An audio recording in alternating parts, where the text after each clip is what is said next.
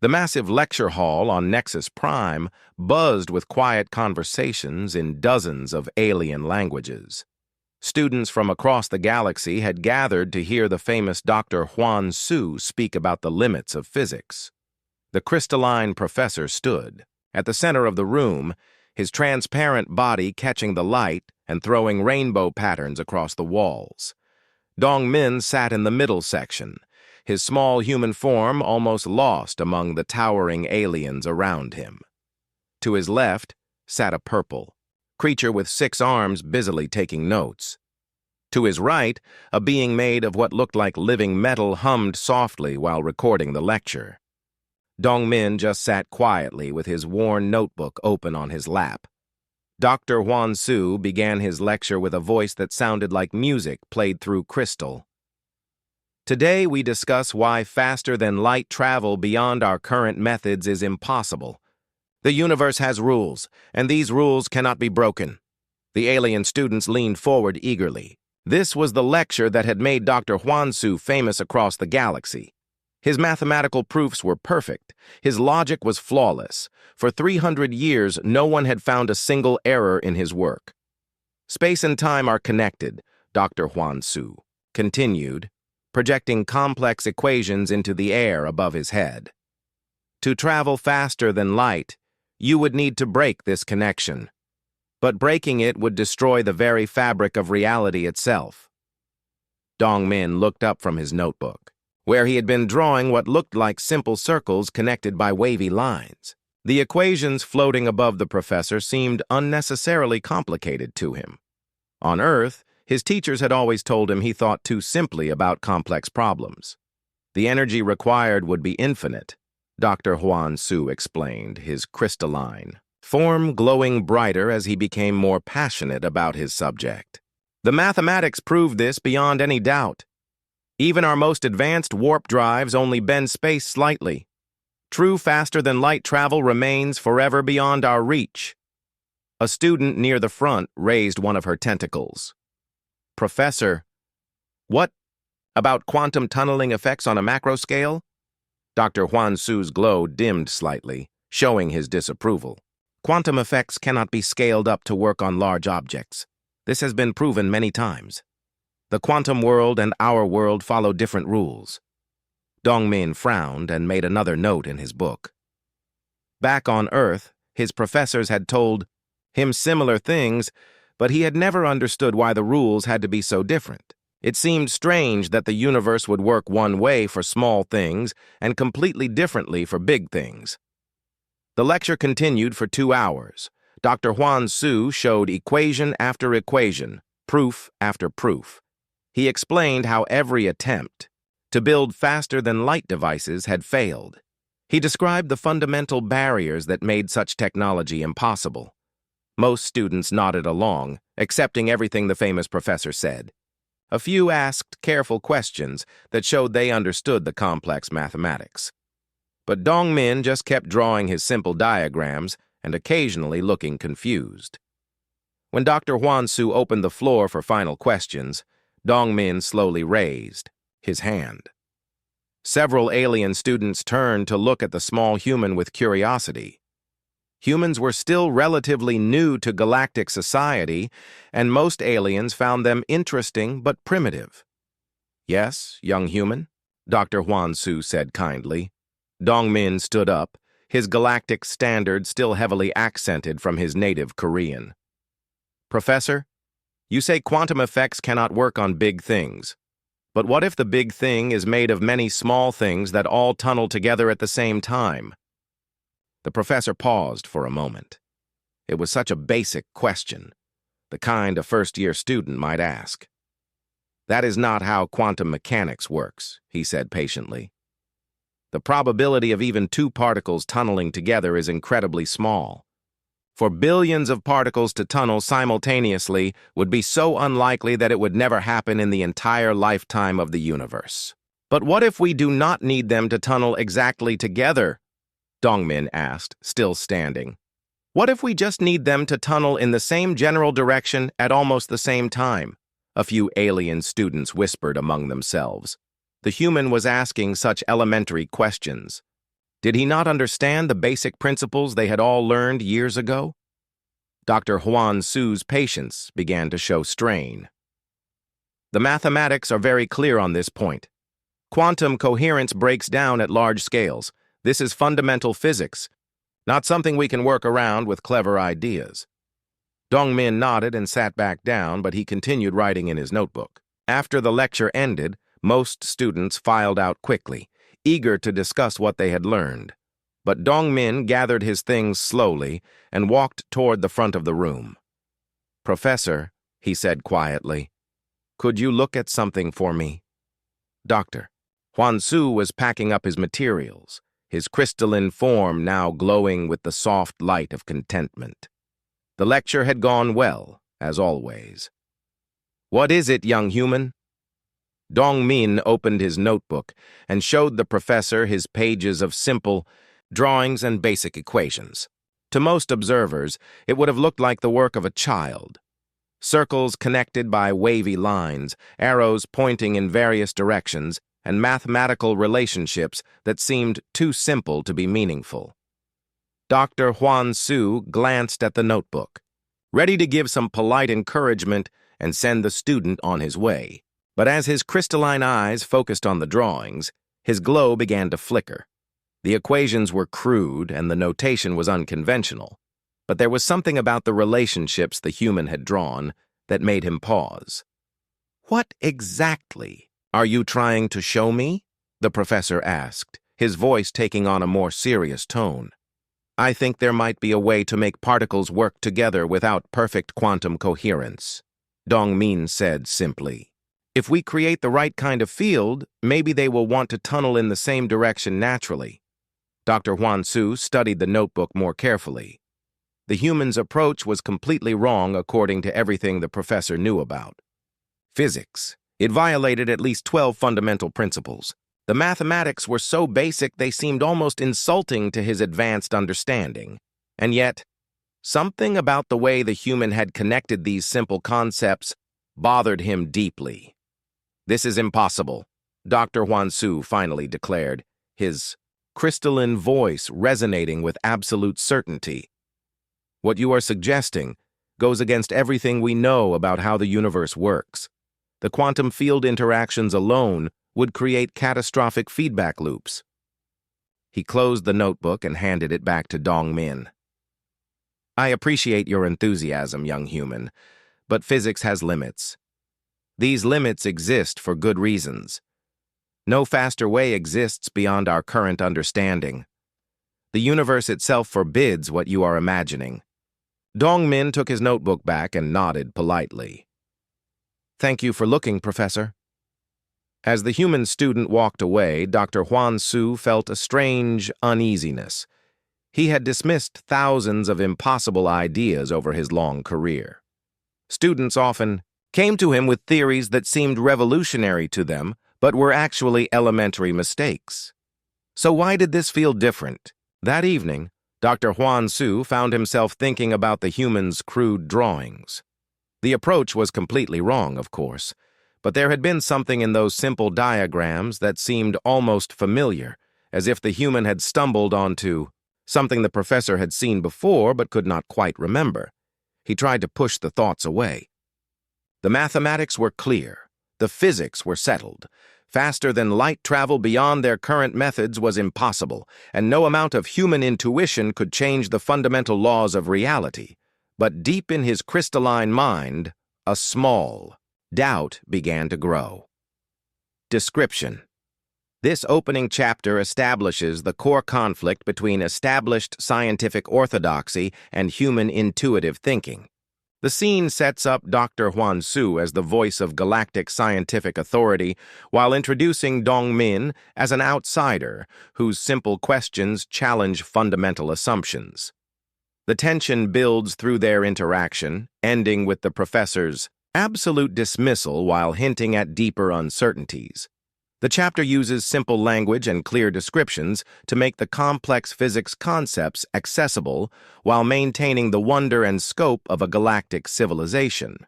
Dongmin lay on his narrow bed in the dormitory, staring at the ceiling where patterns of light from passing air vehicles danced across the metal surface.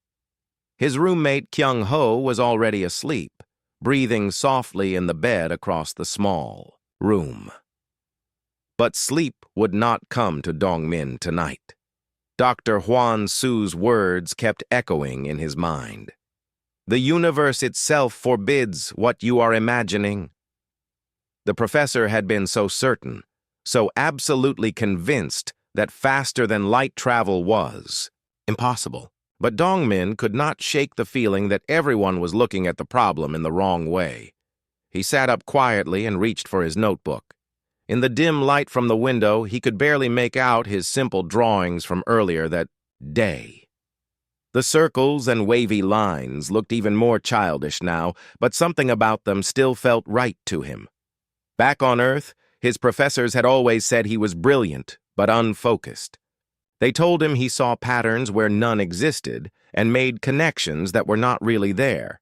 His approach to problems was too chaotic, too unstructured for serious scientific work. But tonight, those same chaotic thoughts were buzzing in, his head like excited insects. Dong-min slipped out of bed and moved to his small desk. He opened his notebook and began sketching again, this time trying to work out the details of what he had shown Dr. Hwan-Su.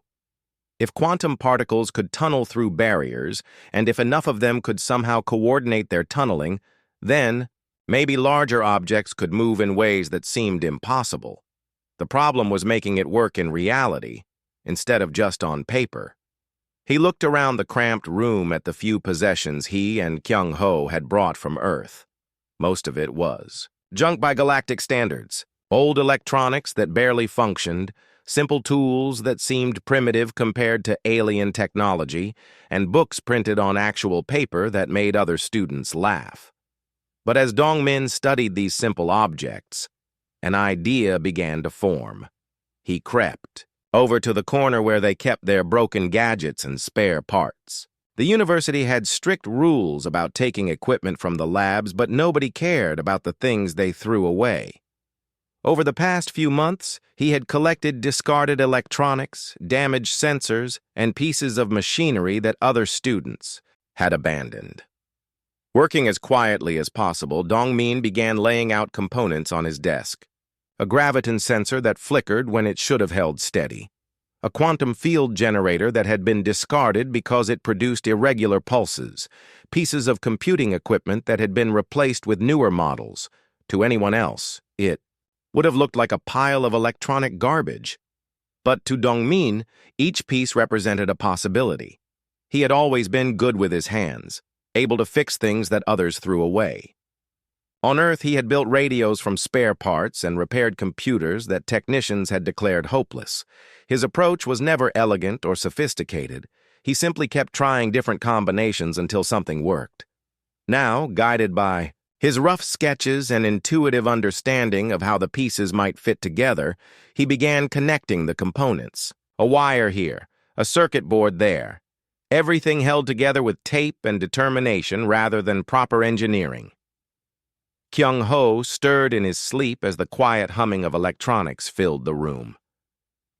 Dong-min, he mumbled without opening. His eyes, "What are you doing over there?"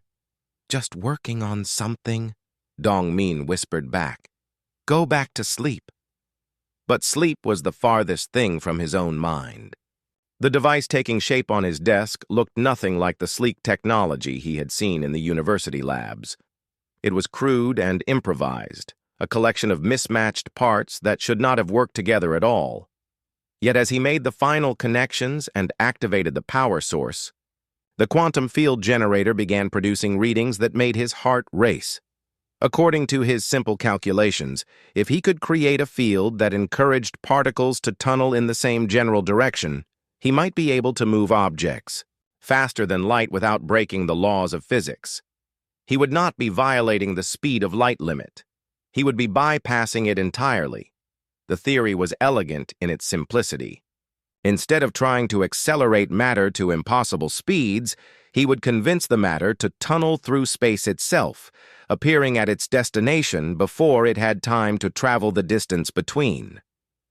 At 2 in the morning, Dongmin placed a pencil in the center of his makeshift device and began adjusting the field parameters.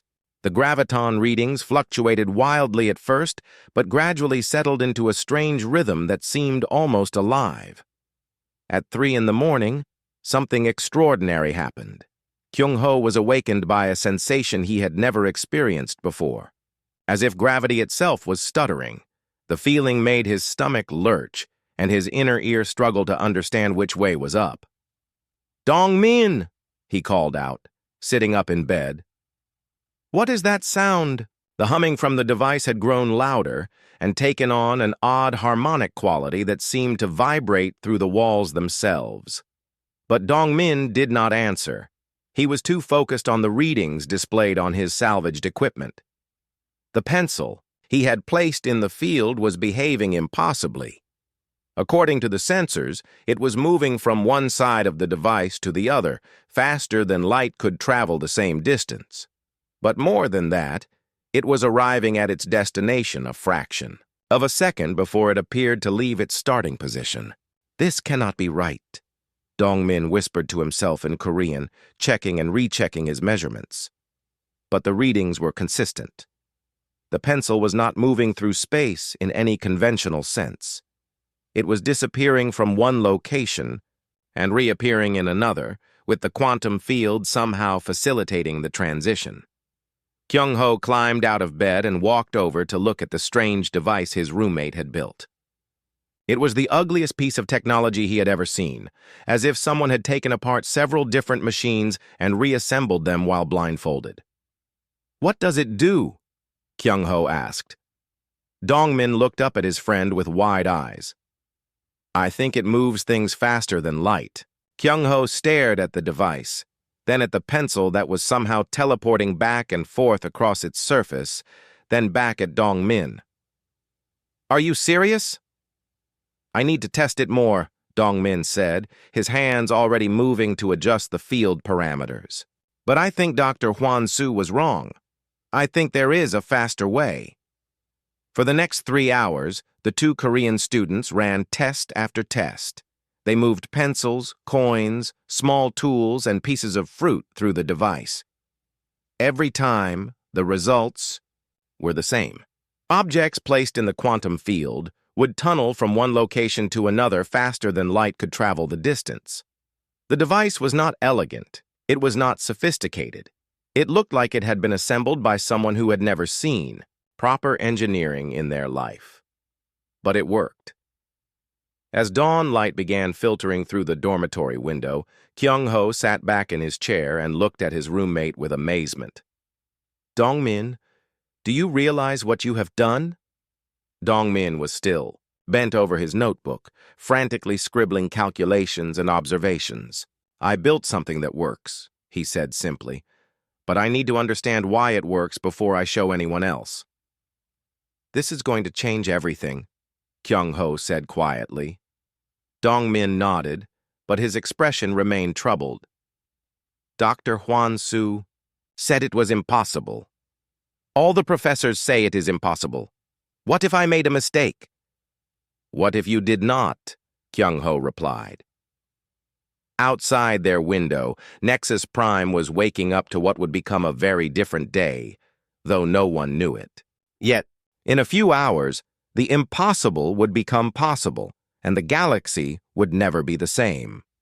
Description: Part 2 focuses on the breakthrough moment, showing Dong-min's restless creativity and unconventional approach to problem-solving. The chapter builds tension through the quiet, methodical process of building something revolutionary from literal garbage. It emphasizes the human trait of persistence and intuitive engineering, contrasting sharply with the formal, systematic approach of galactic science. The midnight setting adds intimacy and wonder to the discovery, while Kyung-ho serves as both witness and voice of amazement, helping readers understand the magnitude of what has just occurred. The next morning came too soon for Dong-min.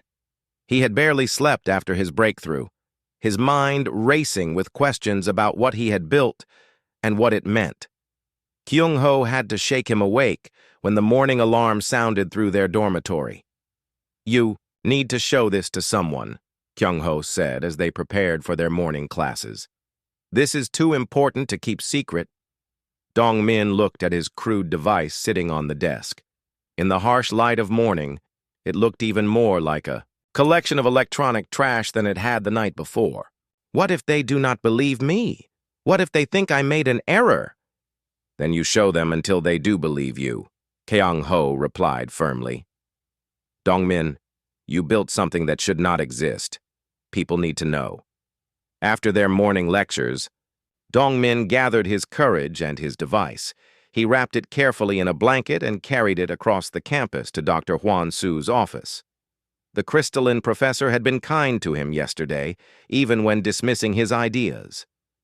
Maybe he would be willing to look at actual proof. The office building was one of the most prestigious on campus, its walls lined with awards and achievements from the greatest minds in galactic science. Dong-min felt very small and very human as he walked through the corridors carrying his makeshift invention.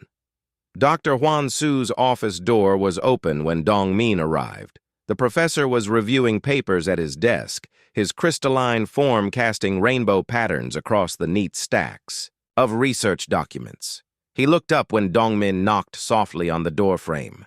"Young human," Dr. Hwan-Su said with mild surprise. "I did not expect to see you again so soon. What brings you here today?" Dong-min stepped into the office, still carrying his blanket-wrapped device. "Professor, I would like to show you something. It relates to what we discussed yesterday. Dr. Hwan-Su gestured to a chair across from his desk. "Please, sit down, but I hope you understand that our conversation yesterday covered all the relevant physics. There really is nothing more to discuss about faster-than-light travel.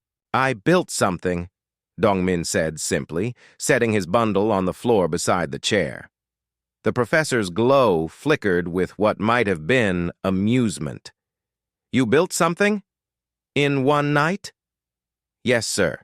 It moves objects faster than light."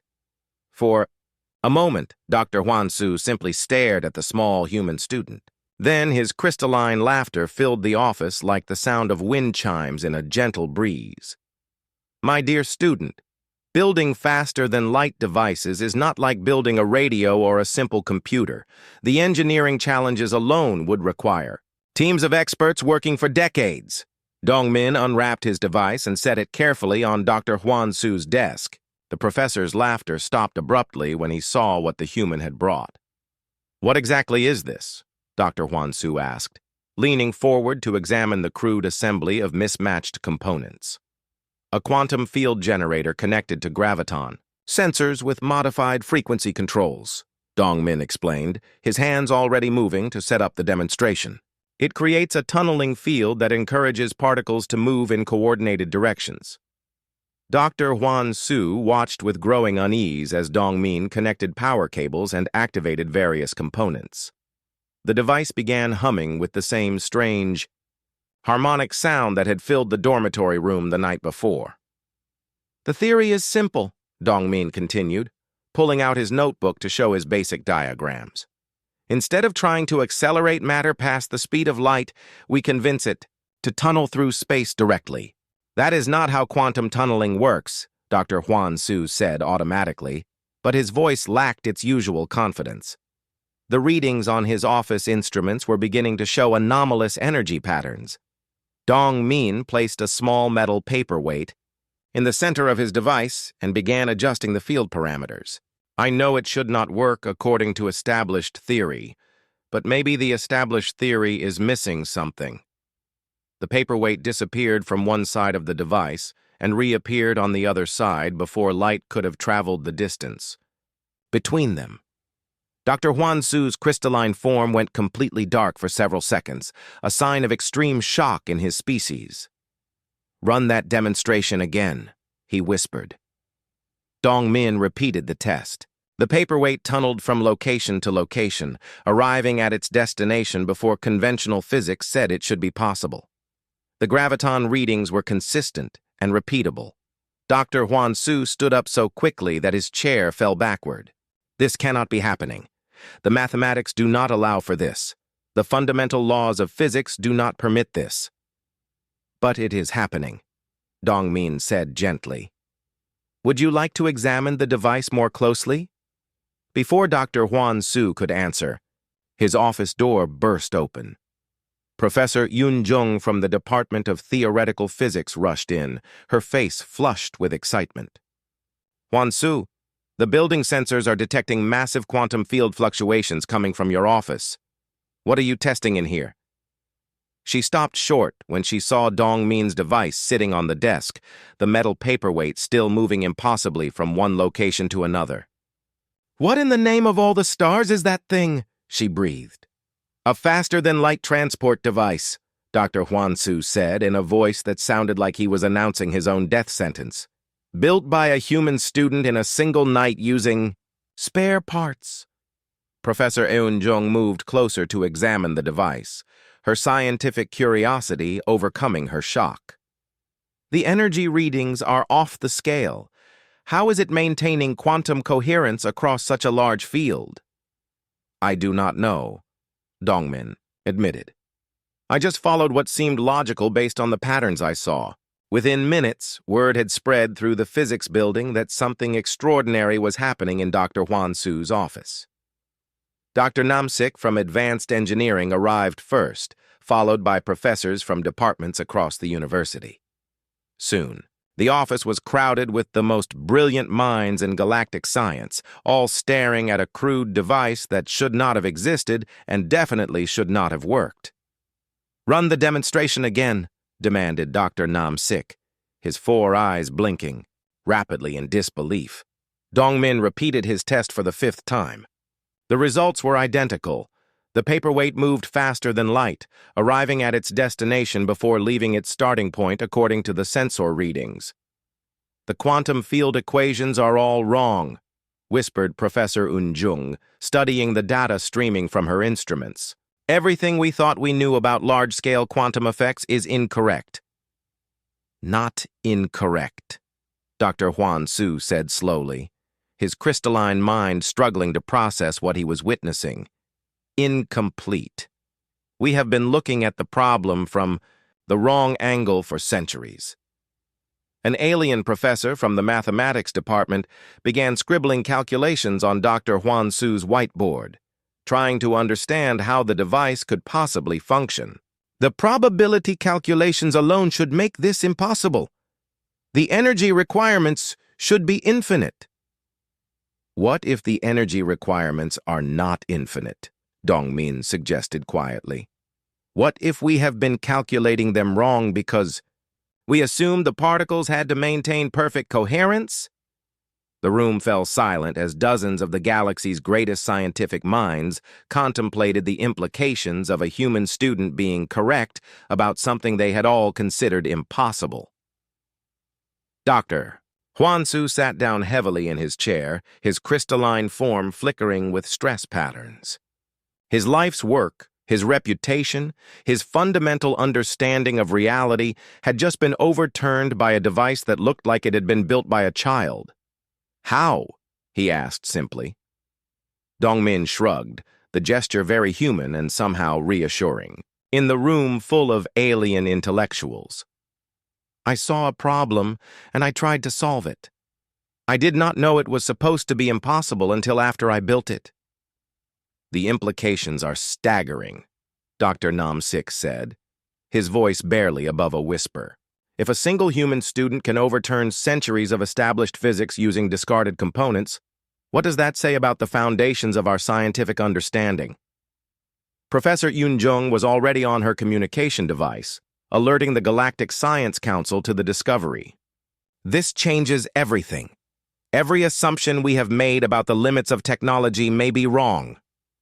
Dr. Huan Su looked at Dongmin with something approaching awe. Young human, do you realize what you have done? Dongmin looked around the room, full of shocked professors, and shook his head. I built something that works. I thought that was what scientists were supposed to do. The simplicity of his answer somehow made the magnitude of his achievement even more overwhelming. Description: Part 3 captures the moment when established scientific authority confronts undeniable proof that everything they believed was wrong. The chapter builds tension through Dr. Huan Su's growing realization that his worldview is crumbling, while showing how quickly news of the impossible spreads through the academic community. The scene emphasizes the contrast between human intuitive problem-solving and alien systematic thinking, with Dong Min's matter-of-fact attitude highlighting how revolutionary discoveries can come from simply trying to solve problems without preconceptions about what is possible. Within 6 hours of Dong Min's demonstration, emergency communications were racing across the galaxy at faster than light speeds through the established warp networks. The news that a human student had built a working faster-than-light device from spare parts sent shockwaves through every major civilization. On the crystalline homeworld of Viridian Prime, the High Council of Sciences called an emergency session. Ancient beings who had not moved from their meditation chambers in decades suddenly activated their communication arrays, demanding to know how their centuries of careful research had been proven wrong overnight. The Altarian hegemony, known throughout the galaxy for their rigid adherence to scientific orthodoxy, sent an immediate formal complaint to the Galactic Science Council. Ambassador Veltar transmitted a message that vibrated with indignation across multiple frequencies. This alleged discovery violates fundamental principles that have guided galactic civilization for millennia, the message declared. If every primitive species can simply ignore established scientific law, the very foundation of ordered society will collapse. We demand immediate investigation and correction of this obvious error. But not every reaction was negative. The nomadic wanderer fleet, always interested in faster methods of travel between star systems, offered to purchase the technology for sums that would have made entire planets wealthy. Captain Yun Ho of the merchant vessel Golden Wind sent direct communications to Nexus Prime within hours of hearing the news. "Name your price, human inventor," his message read. "The Wanderer fleet has been seeking improved travel methods for 300 years. We will pay anything for access to your device." Meanwhile, on Nexus Prime itself, Dong Min found himself at the center of a storm he had never intended to create. Alien reporters from news networks across the galaxy descended on the university campus, speaking in dozens of languages he could not understand, and asking questions about things he had never considered. A tall, blue-skinned journalist from the Andromedan Broadcasting Network cornered him outside his dormitory, speaking rapid galactic standard while a floating camera recorded everything. "Human Dong Min, how long have you been working to overthrow galactic physics? Was this part of a coordinated effort by Earth to destabilize alien scientific authority?" Dong Min stared at the reporter in confusion. "I just built something that worked. I was not trying to overthrow anything." "But surely you must have known the implications of your discovery. Did Earth's government provide you with secret research to accomplish this breakthrough?" "Earth's government does not know I exist," Dong Min replied honestly. "I am just a student trying to understand how things work." The reporter's expression suggested she found this explanation completely unbelievable. To her species, any major scientific advancement required massive government backing and coordinated research efforts involving thousands of specialists. Kyung Ho appeared at Dong Min's side, having learned enough galactic standard to help his roommate navigate the chaos. "My friend does not speak to reporters without permission from the university," he announced firmly, pulling Dong Min away from the camera.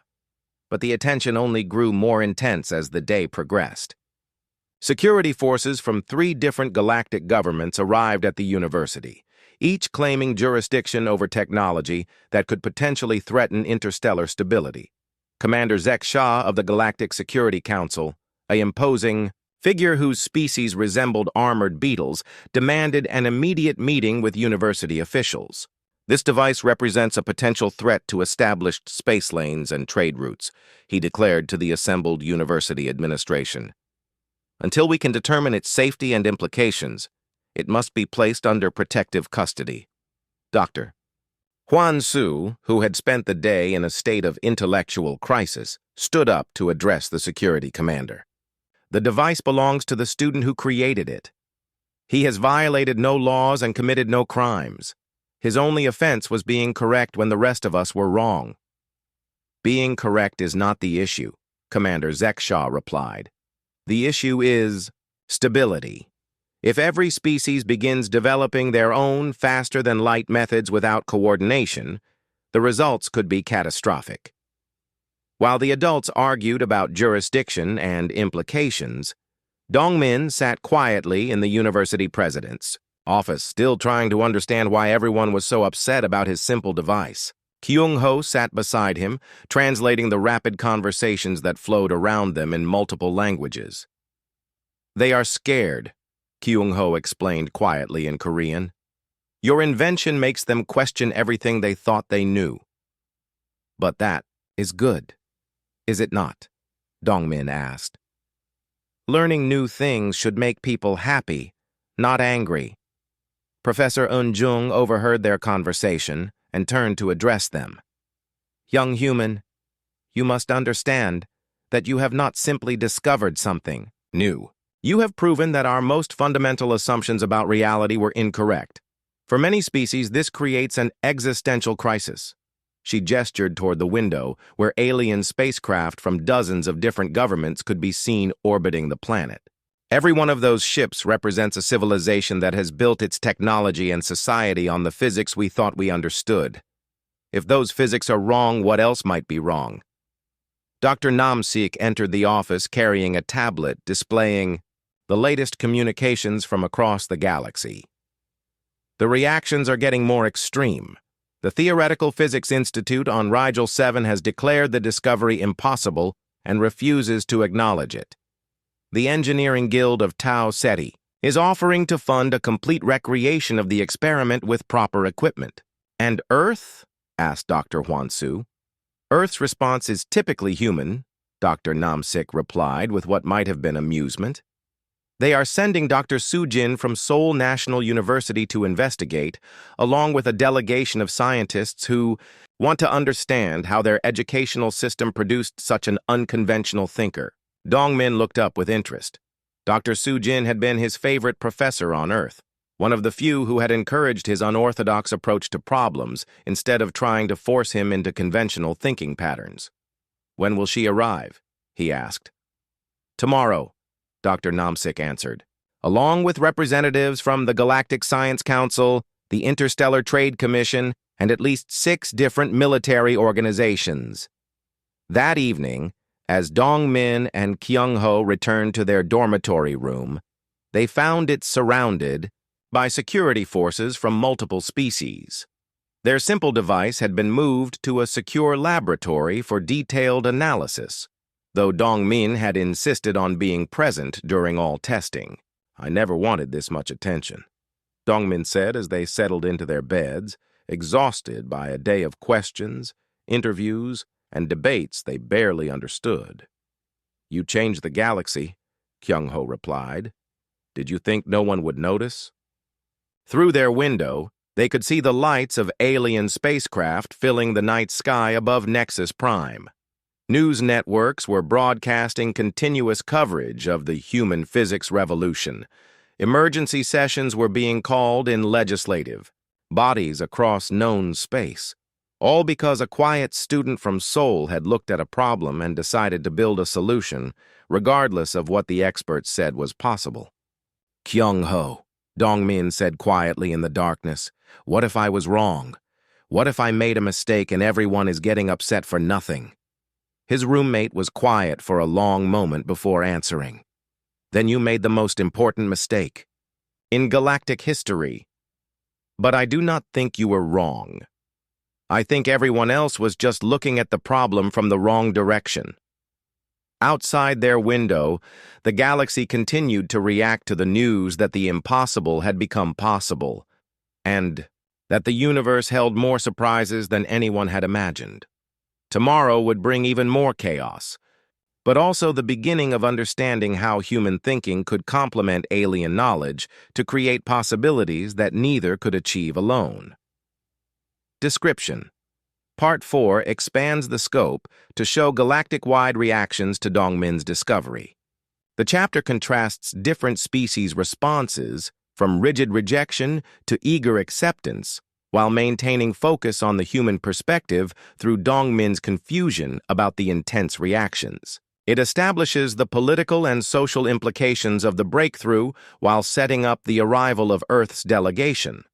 The narrative emphasizes how revolutionary discoveries disrupt not just science, but entire worldviews, showing both fear and opportunity in the galactic community's response.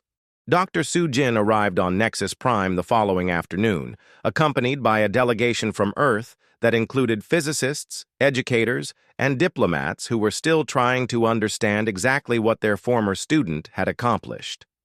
Her first request upon landing was to see Dongmin, not his device. The reunion took place in the university's main conference room, now heavily guarded by security forces from multiple species. Dr. Sujin, a small woman with graying hair and kind eyes, smiled when she saw her former student sitting nervously at the large table surrounded by alien officials. "Dongmin," she said in Korean, crossing the room to embrace him. "I should have known it would be you who would turn the galaxy upside down." "Professor Sujin," Dongmin replied, relief evident in his voice. "I did not mean to cause so much trouble. I just wanted to solve a problem." "And that," Dr. Sujin said, turning to address the assembled alien academics, "is exactly why he succeeded where centuries of systematic research failed." Dr. Hwan-Su leaned forward with interest. "Please, explain. How does human education create such unconventional thinking?"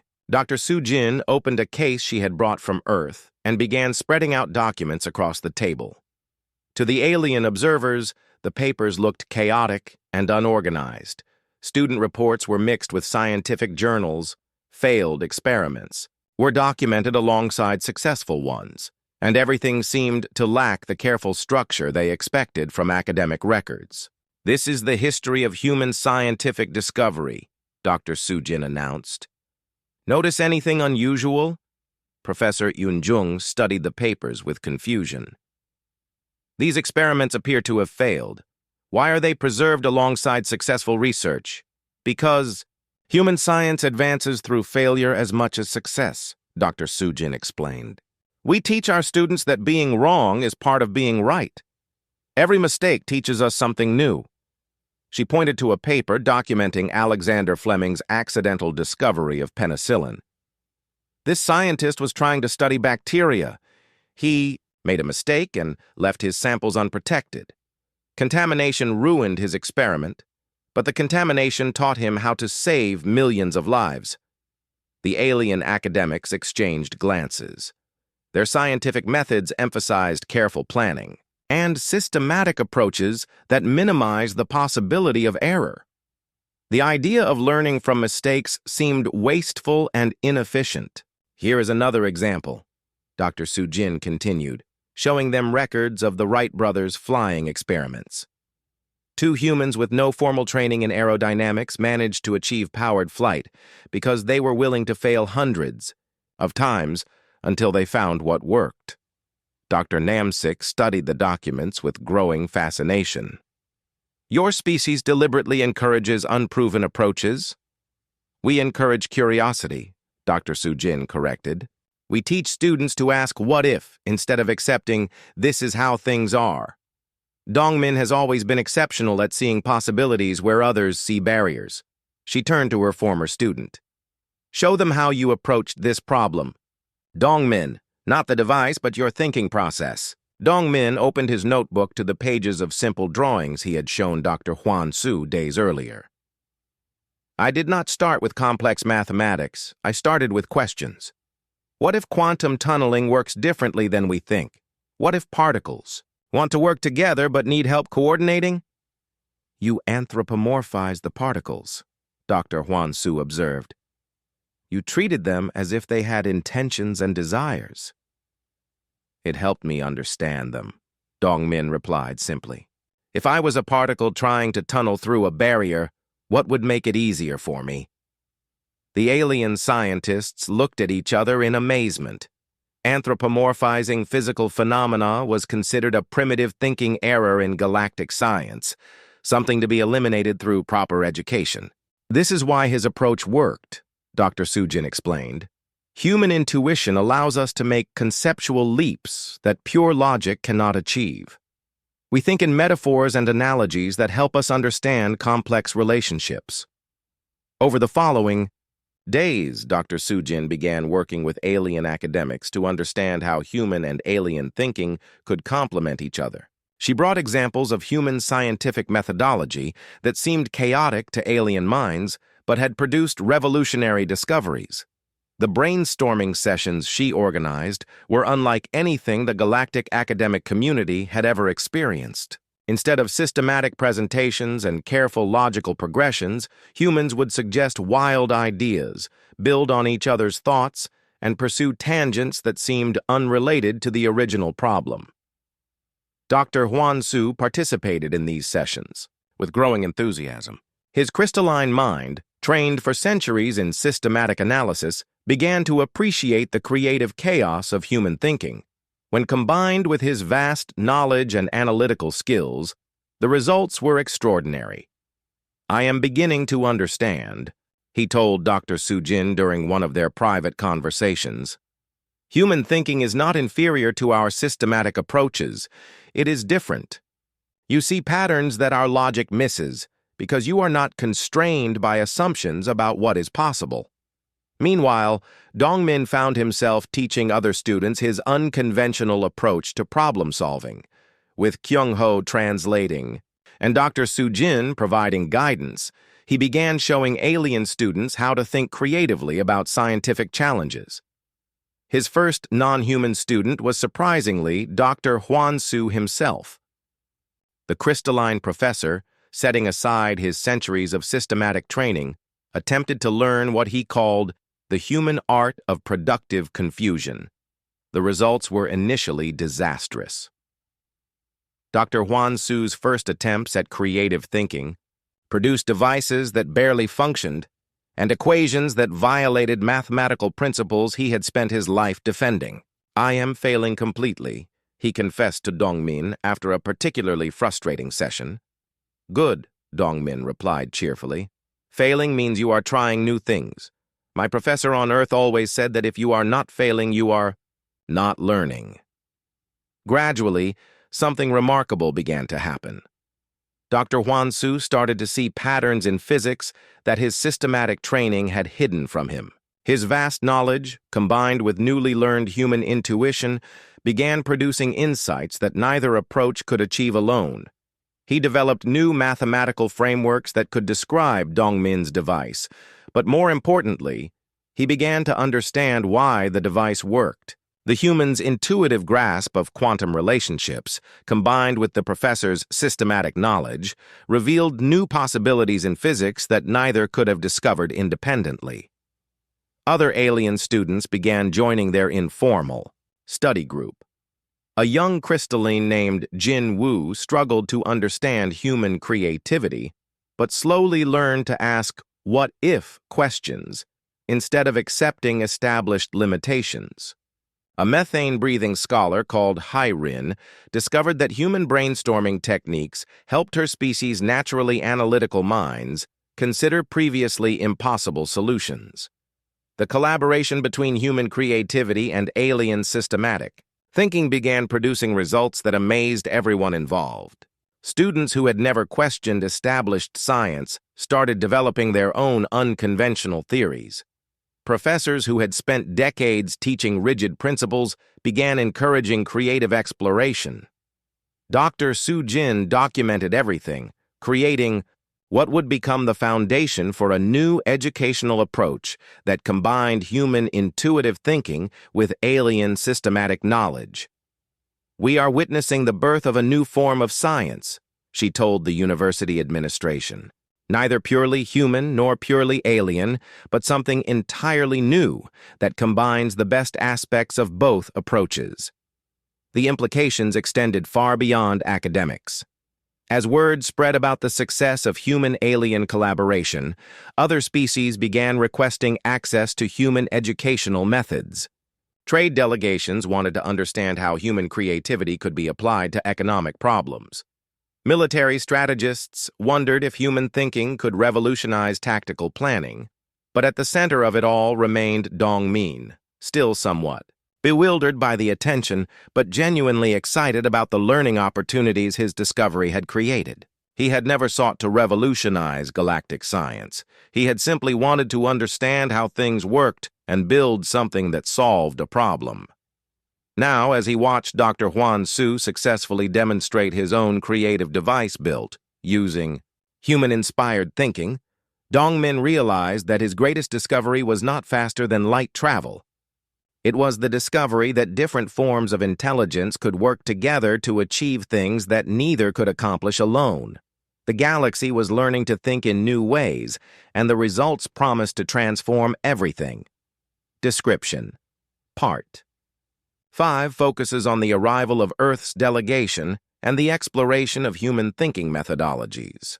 The chapter emphasizes how human creativity and alien systematic thinking can complement each other, showing Dr. Su Jin's role in bridging different educational philosophies.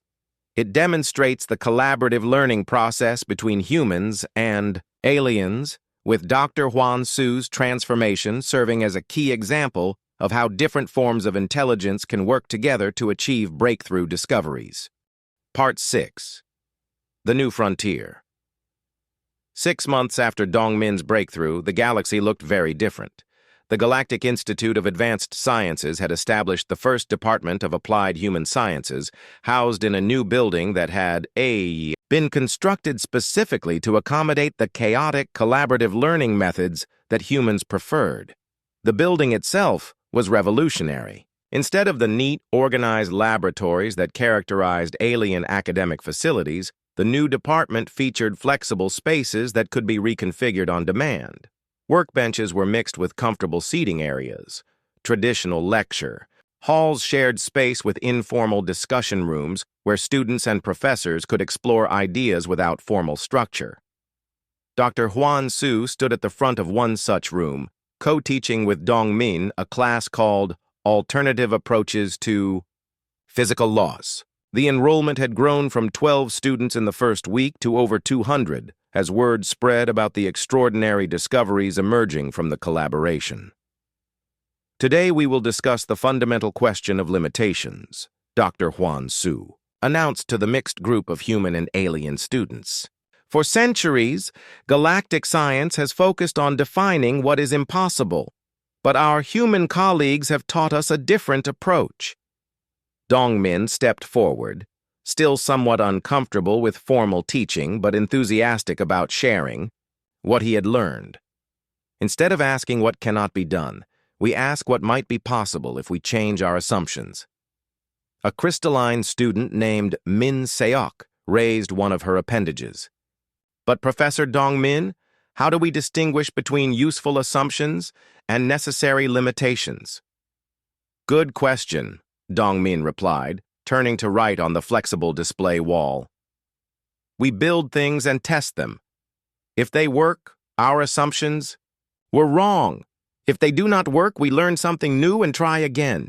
In the 6 months since his original discovery, Dongmin's crude, faster-than-light device had been refined and improved through collaboration between human creativity and alien precision engineering. What had begun as a collection of spare parts, held together with determination, had evolved into elegant technology that was revolutionizing galactic transportation. The new devices were being manufactured on 12 different worlds, each adapted to the specific needs and capabilities of different species. The Wanderer fleet had been among the first customers, reducing their travel times between star systems by factors that made their traditional nomadic lifestyle far more efficient. But the real revolution was not technological. It was philosophical. The success of human-alien collaboration had fundamentally changed how the galaxy approached problem-solving.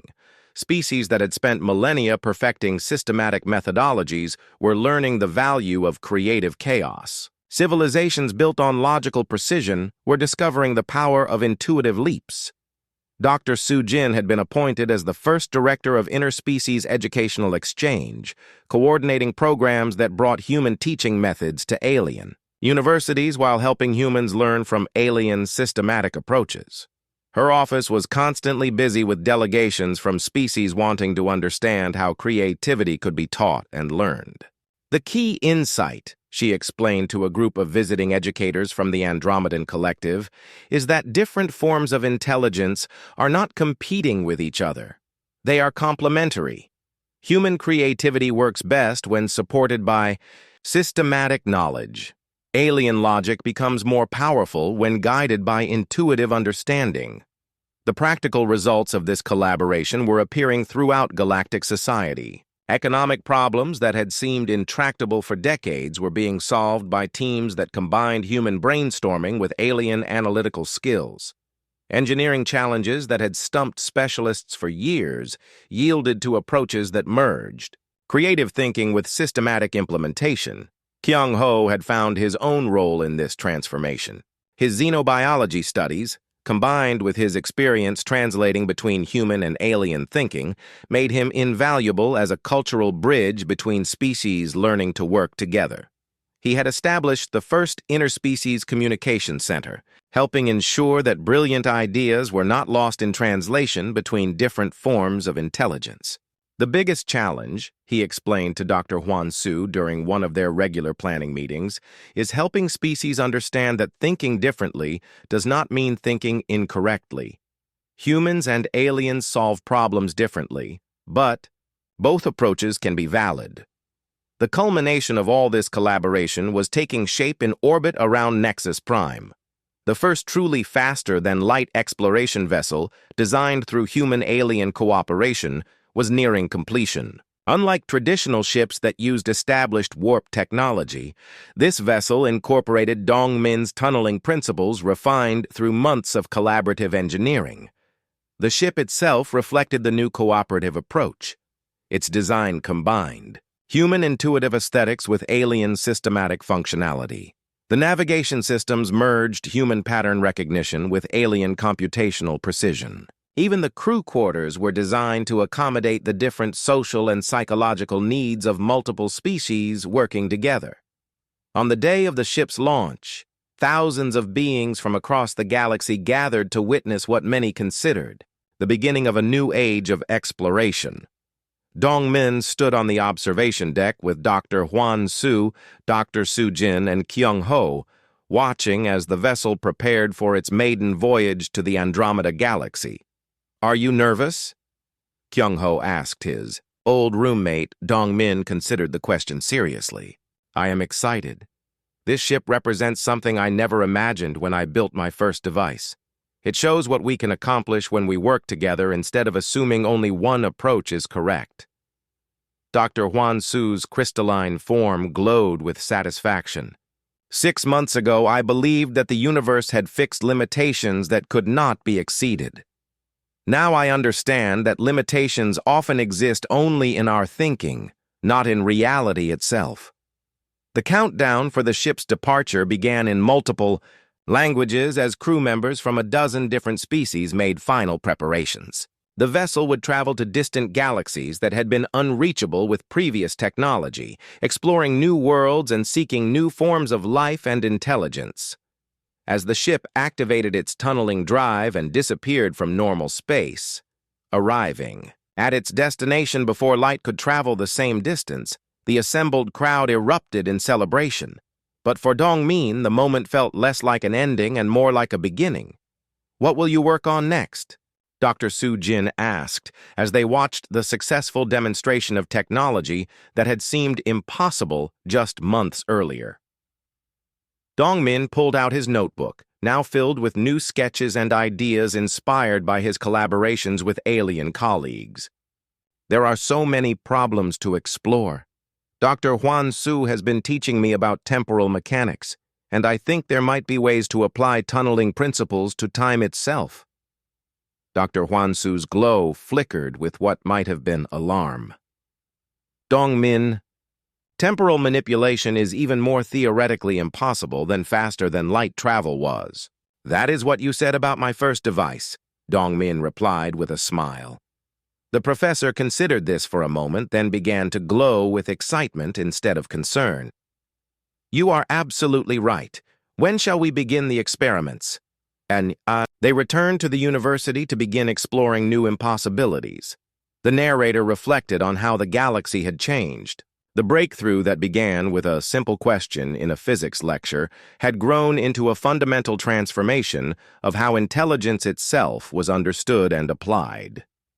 Different species were learning that their various forms of thinking were not obstacles to overcome, but resources to be shared. The systematic logic that had dominated galactic science for millennia was being enriched by human creativity, while human intuition was being strengthened by alien knowledge and precision. The final scene took place in the same lecture hall where Dr. Huan Su had once declared faster-than-light travel impossible. Now he stood beside Dong Min, co-teaching a class on exploring the boundaries of possibility to students from across the galaxy. When a young alien student asked whether there were any absolute limits to what could be achieved, both professors exchanged glances and smiled. Dr. Huan Su began to answer with a systematic analysis of known physical laws, but Dongmin gently interrupted with a simple question that had become the motto of their collaborative approach. Why? Do we not build something and find out? The galaxy had learned that the most powerful discoveries came not from accepting limitations, but from questioning whether those limitations were really necessary. And in that questioning, in that willingness to try the impossible, lay the true frontier of what intelligence could achieve when different forms of thinking worked together toward common goals.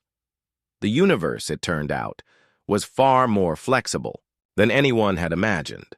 It just took the right kind of thinking to discover that flexibility and the courage to act on it.